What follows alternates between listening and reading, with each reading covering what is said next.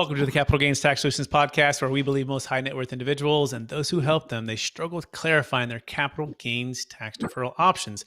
Not having a clear plan is the enemy, and using a proven tax deferral strategy, such as the Deferred Sales Trust, is the best way for you to exit your highly appreciated business or real estate or cryptocurrency, all tax deferred.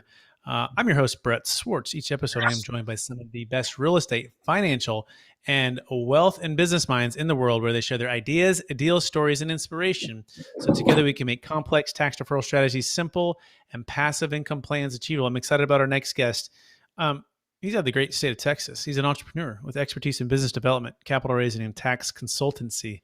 One of our favorites here. For ultra high net worth clients and accredited investors, he primarily oversees the capital raising efforts for Gen X Cap and has raised over $250 million across industrial, manufactured homes, public-private partnerships for VA clinics. He also has his series. He held his Series 7 and 66 licenses in his previous roles at Fidelity Investments and HD Vest Financial Services, and so much more. Please welcome to the show with me, Darryl Cavitt, Senior. Darryl, how you doing? Hey, how's it going, Brett? It's going great, and it's good to have you here, and I'm excited to get to know you a little bit more and help our listeners as well. So by the way, what are we talking about today? We're talking about LP equity and co-GP. We're going to talk about real estate. We're going to talk about raising capital. We're going to talk about Darryl's story. We're going to talk about the great state of Texas. Why don't we do that too? But before we do that, Darryl, would you give our listeners a little bit more about your background and your current focus? Yeah, absolutely. So Darryl Cavitt from Dallas, Texas, actually from a town right outside of Dallas, Texas, Mesquite. So grew up there, just like most people from my background, and we didn't grow up with a lot. For me, my mom was a single parent and she had 5 children. So as far as I can remember, I just always wanted to try to help out and help her kind of carry the load. So I started off pretty early. I can just remember just like little stories of just our times in which, whatever was I could do, whether that was, honestly and embarrassingly or what have you, whether it was jumping in dumpsters to get cans to recycle or, helping lick envelopes to, get, some type of remuneration from that. And even to the point where I was probably 11, 12, when I'd get out of school, it'd be like my 7th, 8th grade year and even my 9th grade year, I was, selling candy. After school, I would, work 6 days a week, going to like the more nicer parts of Dallas. Would be kind of travel out by a gentleman that would take us out there, a bunch of kids in the inner city. And me and my brother were like some of the top salespeople there, and we're just consistent producers.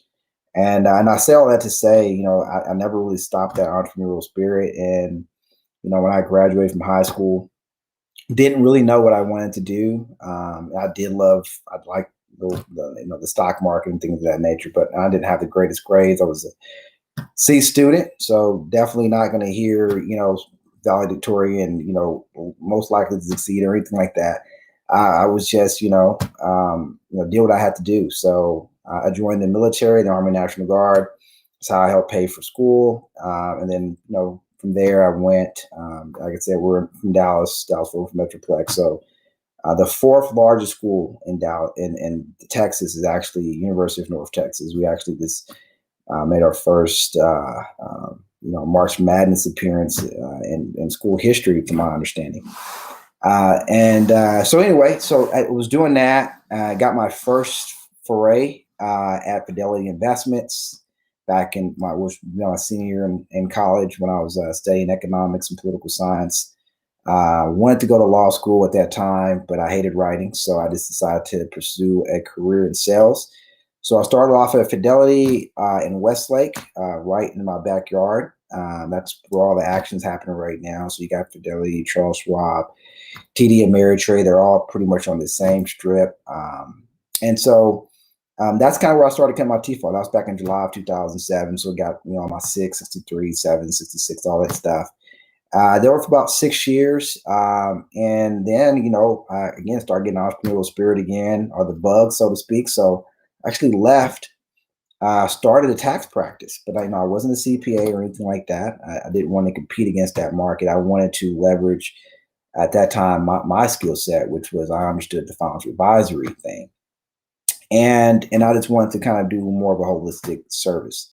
So from there, I basically found myself at HD Vest, which is an independent broker dealer. It's based out of Irving, Texas, and I was started by a CPA back in the 1980s, and he was very big in lobbying the AICPA and helping CPAs get their investment licenses. That's kind of what that was about. So in that role, I recruited about 678 CPAs and other tax professionals, helping them expand their practice into the wealth management space. And so this is when it starts getting a little interesting for me. So at that point, I'm looking at the market and more the financial advisory, financial services, the more commoditized space, right? Because now I'm actually helping advisors get into that space, or CPAs or other tax professionals get into that space, and add the wealth management component to increase the valuation of their practice. So that was kind of in that time, I get a call from a colleague of mine by the name of Michael Potoff. And him and a buddy of his who had left, PwC, he was an auditor, or he would audit different private equity funds and that sort of thing. They started a private equity shop called Pax Equity, and they asked me to join their team and to kind of help out. They had seen kind of what I was doing entrepreneurially, kind of follow me on Facebook, and I'm a Christian. I hope I'm able to say that. And so they liked my spiritual walk. And so Pax Equity, which Pax stands for, it's Latin for peace. And so, one of the things that initially made me want to be a part of that group was that, 20% off profits was actually went to spreading the gospel. So I was really all for that. And there was, look, we actually were in training at Fidelity. We were good buddies. We competed on the floor at Fidelity, that sort of thing. We took different paths, but for the most part, stayed in contact and had respect for one another. So that was back in September of 2016. And he said, hey, look, we're gearing up for this family office conference, this super conference, and it's going to be in Miami. And we want you to come with us and just, hey, look, we don't know we don't know what we're going to find there, but look, let's just go and find out. Let's go raise some capital. And it was really, really the wild, wild west. So I get there, and it's this super conference, and man, it was so much money in this room. I never seen anything like it. I mean, at that time, I think I was barely, making probably about a little north of 100,000 a year. And I'm seeing people talk about, $100 million deals like it was like toilet paper. And I was just like, wow, man, what is this family office stuff? And I was so intimidated, man.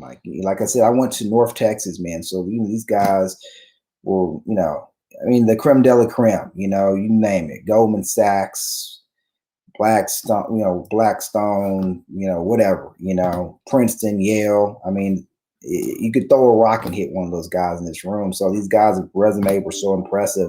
I literally felt like the dumbest guy in the room, right? And so that was back in September of 2016. And so we get back and we're debriefing about this conference, and it was like everybody was just start shaking their hand. Darryl, you did a great job. I'm like, what are you talking about? Like, man, you killed it in there, man. You was working the room, and so it was kind of like that duck thing, right? Your feet are just shaking at the bottom or whatever, but you look calm. You had your poker face. I'm like, okay, right? I didn't think I did well at all, right? And so, we kept going to these different conferences and things like that. I probably went to like 30 plus of these things. And so slowly but surely, I started kind of getting comfortable. And this is why, and I share this to many people, I started to get to a point where like I really didn't care. I mean, it became normalized to me. There were just people, and honestly, I started to watch what people were doing wrong and what people were doing right as it relates to raising capital from family offices and that type of crowd, so to speak, and just seeing what people were doing wrong and just did the opposite. So I started having success and just really, really listened and tried my best to understand and add value and just treat them as people, man, and didn't have to always talk about money or anything like that. And I'll say all to say that's kind of how I got into that space in that world. So anyway, ultimately, a guy, colleague of mine, a guy that was kind of mentoring me, he kind of took me under his wing And hey, he brought this deal to me and said, hey, look, this guy, we just did some mezzanine lending for him. It was a family office group. And he said, hey, the guy's looking for some LP equity. We don't really do that. And maybe I think you should take on the deal and help him out. This is really more your speed. I'm like, okay, talk to me. He says, well, look, man, I've never seen anything quite like it. It's a public-private partnership. Dude, you can't lose money on this deal. I know we're never supposed to say that. But no, I don't let my licenses go. So I think I'm free to say that now. Should be. Hopefully, the SEC doesn't send me any type of cease and desist letters or anything like that. But so the guy's like, man, you can't lose money. I'm like, okay. I'm like, what do you mean? He says, well, check this, man. So it's a guaranteed lease. They're firm term leases, and the government's paying, man, and it's a perfect deal. And gave me some other particulars, and I'm like, man, I don't believe it. So he sent me the PPM. I read, when you read through hundreds of these things over the years, I'm like, wow, okay, I'd like to meet this guy. So I meet the CEO of the company, and the guy hires me and basically said, hey, look, I want you to raise $300 million for me. And I just started road showing, and was able to do it. That was last year. Well, most of it, we basically raised 247 on that particular deal. And then it was actually someone out of one of these family office conferences that I've been going to for years and years and years. So this is kind of over time, just kind of build up a network of different institutional investors and things of that nature, raising capital for deals. And now, I'm doing my own deals, right? So that was kind of iteration or the progression for me in my career, starting off as just a financial advisor. Yep. At Fidelity, peddling mutual funds. It's a heck of a story. It's a heck of a story. I don't even write your book yet, but you got to write your book, and you got to get the chapters and go through. That's amazing. So let's dive right into the topic here: LP equity and co-GP, right?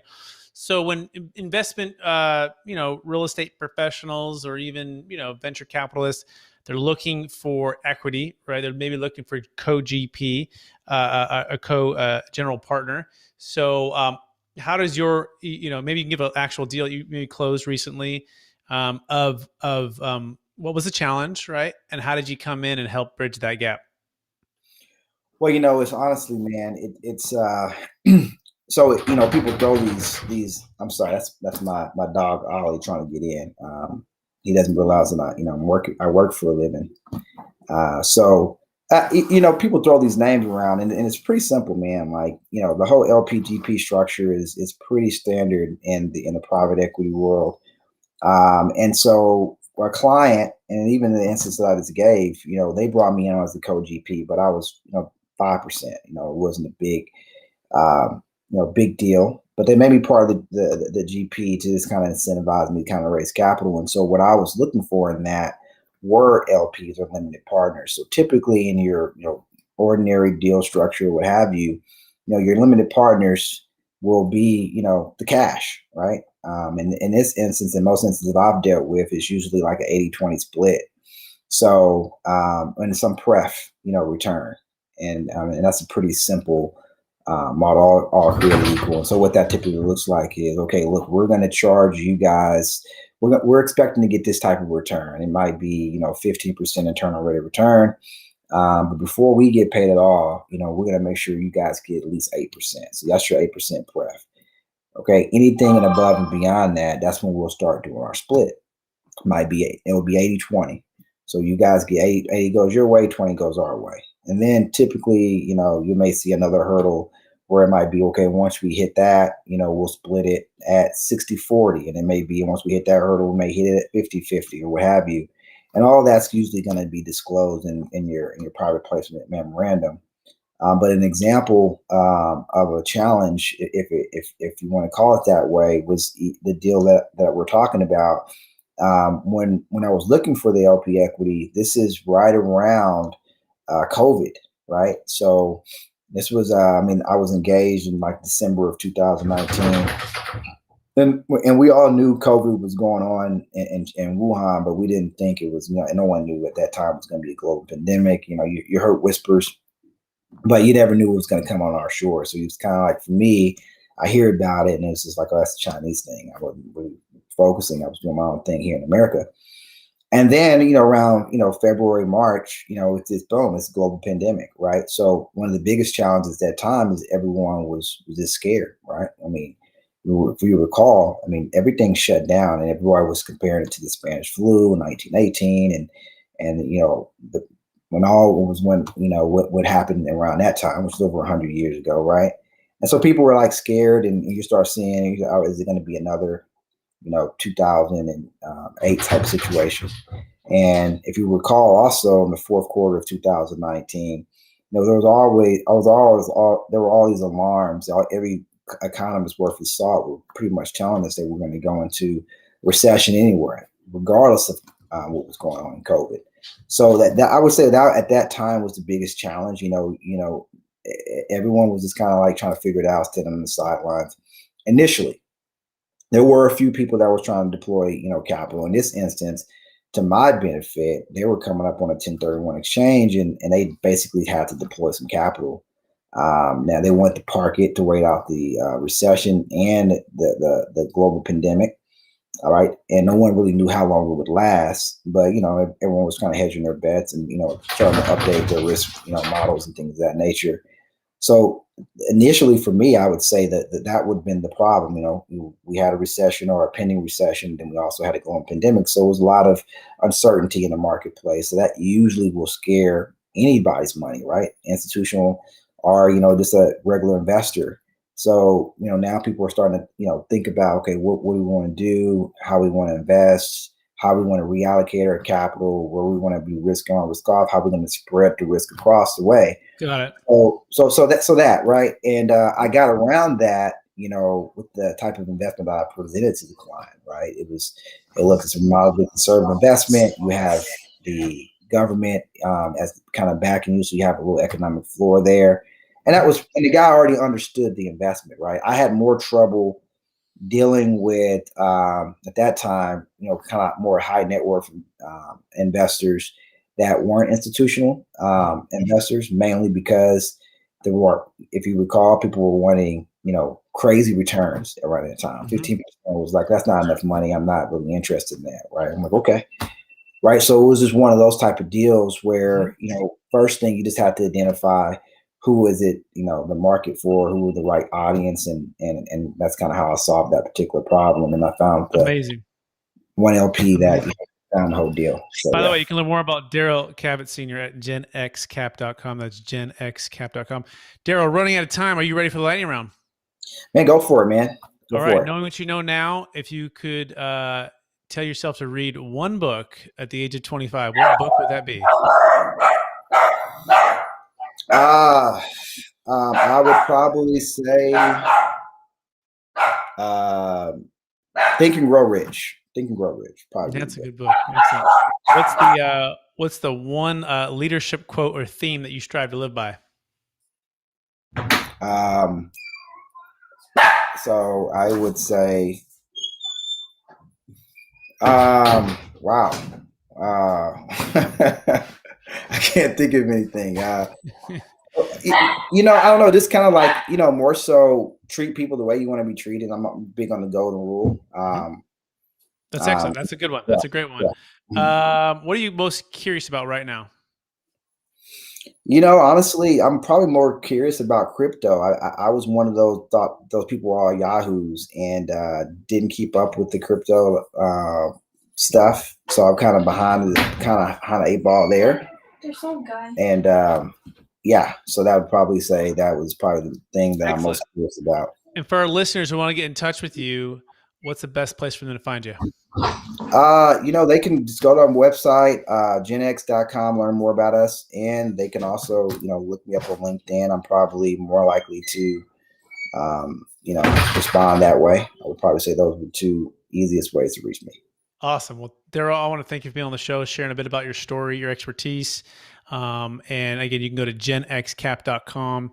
And I want to encourage you to keep using the gifts of persevering, moving forward, thinking outside the box, connecting with people, and doing deals to help people create and preserve more wealth and do more deals. So with that being said, I also want to thank our listeners for listening to the episode of the Capital Gains Tax Solutions podcast. As always, we believe most high net worth individuals and those who help them, they struggle with clarifying their capital gains tax deferral options.